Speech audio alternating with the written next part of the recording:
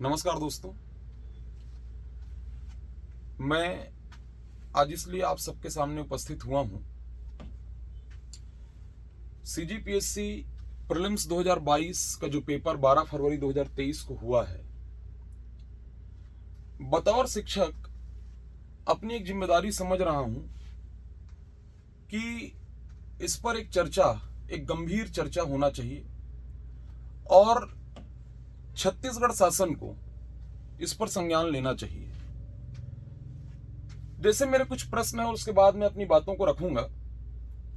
CGPSC prelims में 2022 का जो पेपर 2022 प्रीलिम्स जो हुआ, उसमें ये जो प्रश्न पूछे गए कि 4 जुलाई 2022 तक भुइयां पोर्टल में कुल कितने व्यक्तिगत वन अधिकार पत्र अपलोड किए गए हैं,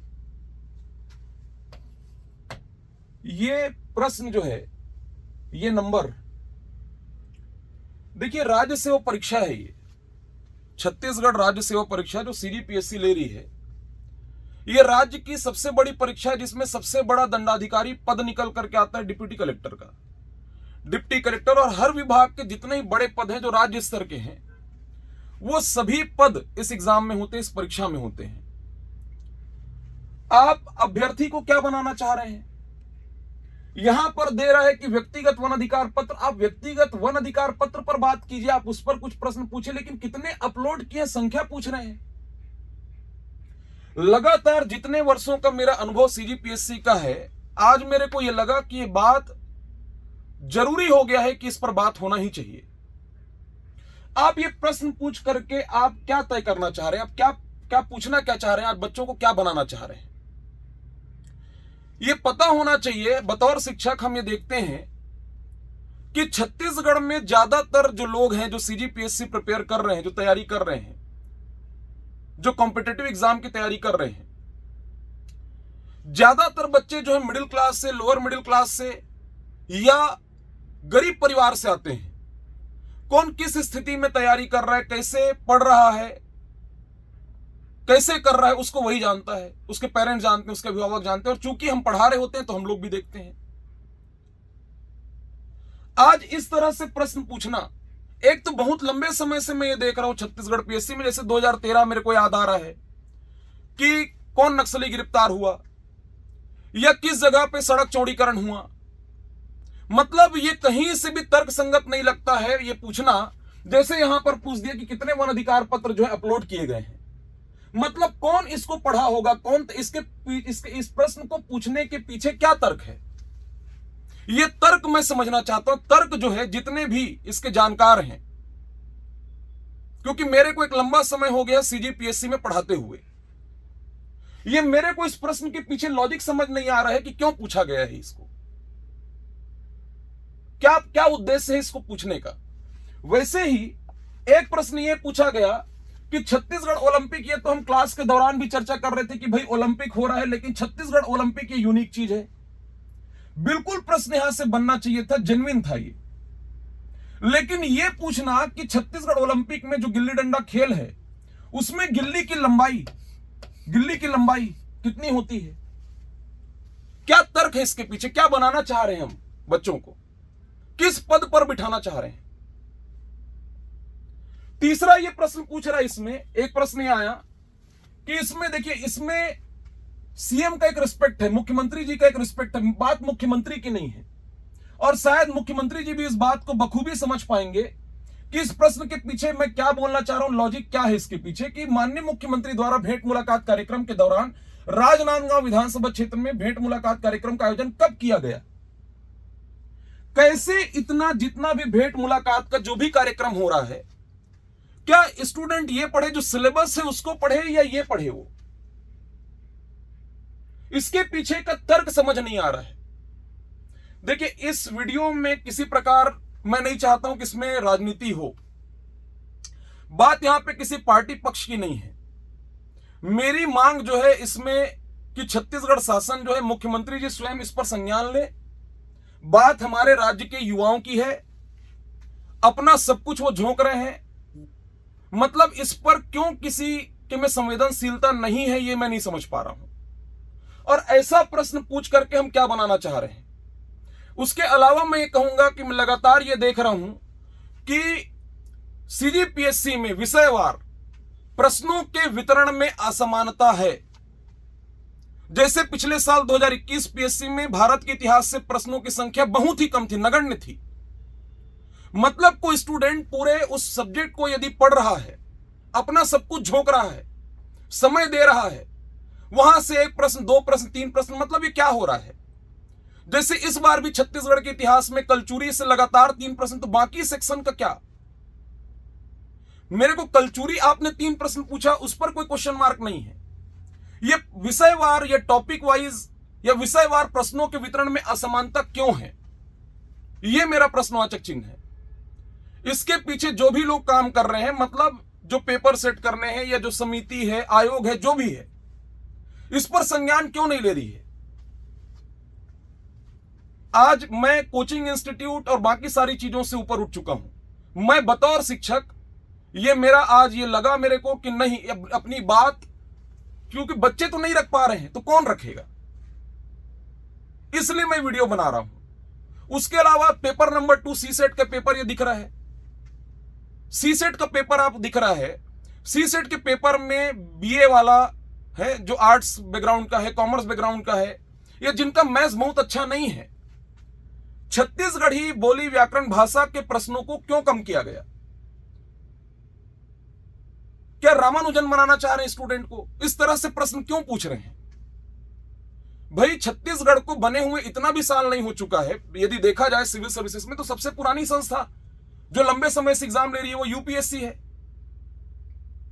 तो उसको फॉलो क्यों नहीं कर रहे हैं। यूपीएससी का जो एग्जाम हो रहा है उसमें क्यों किसी प्रश्न में इस तरह से प्रश्नवाचक चिन्ह नहीं उठता है। उसका भी तो अपना एक दायरा है, उसकी भी अपनी एक सीमा है, सिलेबस है।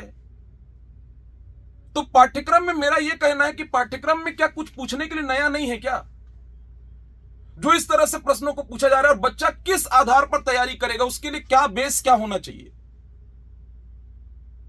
क्योंकि इस फील्ड के जितने धुरंधर हैं, जितने भी हैं, जो भी इस फील्ड के पंडित हैं समझ लीजिए, वो तो ये इस तरह के प्रश्न एक्सपेक्ट कर ही नहीं सकते हैं कि गिल्ली डंडा का माप पूछेगा कि उसकी लंबाई कितनी है, यह वन अधिकार पट्टा जो है वो कितना अपलोड किया गया है। यह कोई तुक समझ नहीं आ रहा है। छत्तीसगढ़ी के प्रश्न को कम करना, तो सीसेट में फिर आप वही कर रहे हो कि बाकी बैकग्राउंड वाले वो कैसे क्वालिफाई करेंगे। आज किसी का पेपर नंबर 1 अच्छा हो जा रहा है तो पेपर 2 क्वालिफाई नहीं हो पा रहा है, तो खैर वो अलग मुद्दा है। क्या आप अपनी उतनी तैयार, मेरा सिर्फ जो प्रश्न है, मैं आज ये वीडियो जो बना रहा हूं वो सिर्फ इसलिए है कि इन प्रश्नों के पीछे का लॉजिक क्या है। आपको पता है कि कोई 5 साल से तैयारी कर रहा है, कोई 6 साल से तैयारी कर, अपना सब कुछ, जिस समय उस बच्चे को, उस युवा को अपना प्रोडक्टिव वर्क करना चाहिए, राज्य के लिए कंट्रीब्यूट करना चाहिए, देश के लिए कंट्रीब्यूट करना चाहिए, अपनी जवानी पूरा खपा रहा है वो प्रिपरेशन में। किसी लड़की की शादी नहीं हो रही है। आपको बता दूं, सब इंस्पेक्टर को लेकर के यदि मैं बात करूं, 4-4 साल से भर्ती परीक्षा रुका रहा। कोई 28 के एज में जो था 2018 में, वो 2022 में जब परीक्षा हो रहा है 32 साल का हो गया है। तो 2018 में जब वो भाग पाता, 2019 में जो दौड़ता, वो क्या वो दौड़ पाएगा 2022 में उतना, उसी अंथों के साथ में। कुछ बच्चों ने ये कहा जो उस समय न्यूली मैरिड थे, मैं एकदम प्रैक्टिकल बात कर रहा हूं, कुछ लोगों ने अपनी फैमिली प्लानिंग रोक दी, केवल किसके चलते, सब इंस्पेक्टर परीक्षा के चलते। मेरे को यह समझ नहीं आ रहा है कि यह संवेदनशीलता क्यों नहीं है सिस्टम में बैठे हुए लोगों के पास। मैं यहां पर किसी के अगेंस्ट नहीं हूं, यह ध्यान रखिएगा। मैं केवल और केवल जो तर्कसंगत बातें मैं वही कर रहा हूं। जहां पर सीजीपीएससी को सपोर्ट करना था, जैसे इस चीज को लेकर के मैंने क्लास में डिस्कस किया कि जब रोस्टर वाला मुद्दा आया, आरक्षण वाला मुद्दा आया, जिस समय लोगों को लग रहा था कि नोटिफिकेशन इस साल आएगा कि नहीं आएगा, उस समय सीजीपीएससी ने नोटिफिकेशन दिया, युवाओं में एक जो आस था वो जगाया कि नहीं मैं हूं और एग्जाम होगा, और हुआ। इस चीज के लिए हम अप्रिशिएट करते हैं, इस चीज के लिए हम अप्रिशिएट करते हैं। और खुद ये क्लास के दौरान बच्चों के बीच में मैंने ये कहा कि इस चीज के लिए सीजीपीएससी की कोई तारीफ नहीं करेगा, ये उसको अप्रिशिएट नहीं करेगा। हालांकि उसको कोई फर्क नहीं पड़ता अप्रिशिएशन से या किसी भी चीज से। मेरा केवल प्रश्न यह है, ऐसे प्रश्नों को पूछने के पीछे क्या तर्क है? यदि सिलेबस से आप पूछते तो एक हेल्दी कंपटीशन हो पाता।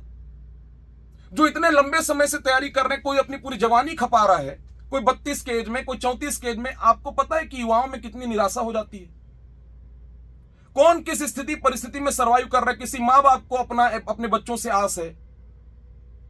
मेरा केवल और केवल मुख्यमंत्री जी से और शासन से सिर्फ यही मांग है। देखिए, मैं किसी पक्ष पार्टी को लेकर के मैं फिर कह दूं, मेरे को इसमें राजनीति नहीं चाहिए, ना ही मैं किसी राजनीति का पक्षधर हूं इस चीज में।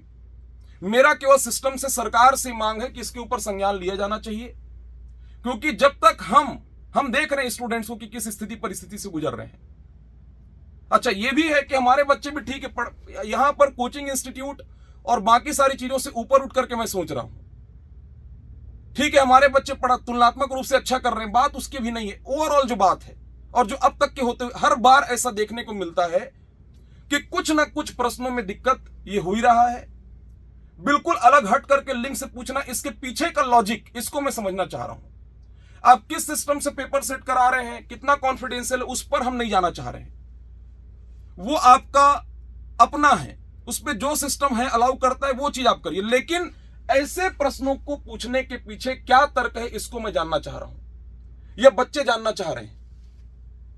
मेरा केवल और केवल एक ही रिक्वेस्ट है कि सिस्टम, सरकार जो है, मुख्यमंत्री जी इस पर संज्ञान लें और एक पैरामीटर तय करें, एक कुछ तो पैमाना होना चाहिए कि कैसे प्रश्न जाएंगे, कहां से होकर के जाएंगे,